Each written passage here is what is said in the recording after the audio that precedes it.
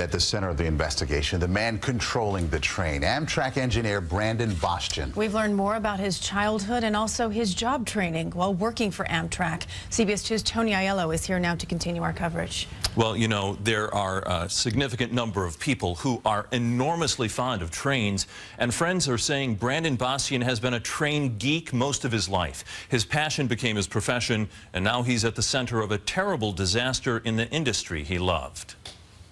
Pictures of Brandon Bastian from his Tennessee high school yearbook. Friends say his room was plastered with train posters.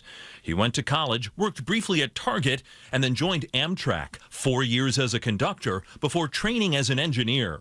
A rigorous 8 months of classroom, simulator, and supervised on-the-job education. In his 5th year running trains, Bastian was in the lead control car when Northeast Regional 188 derailed Tuesday night, traveling more than 100 miles an hour. That car, we believe, actually tumbled over and over and over numerous times, and the engineer survived.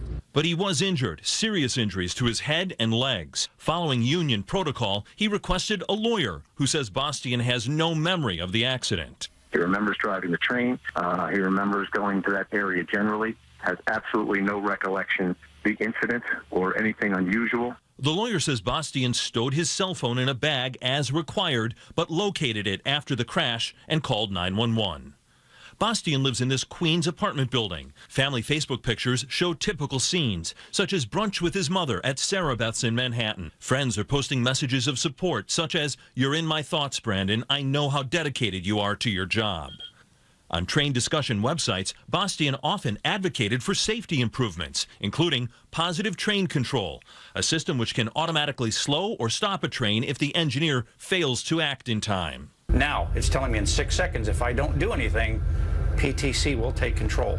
A system which experts say could have prevented this tragedy had it been in use.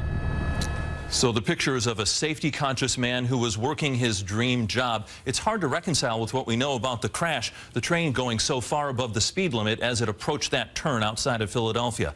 Maurice and Christine, the lawyer says Bastian is willing to talk to investigators at some point, and the lawyer hopes that his client's memory returns as his concussion subsides. And one of the first things, Tony, that people think about in a case like this is drug or alcohol testing. Has that been the case? Yeah, he did voluntarily give a blood sample. It will be tested for drug and alcohol use, and as a train engineer, he would have been subjected to random drug testing, probably would have been tested 3 or 4 times over the last 4 years that he was controlling trains for Amtrak. Okay. Tony, thank you.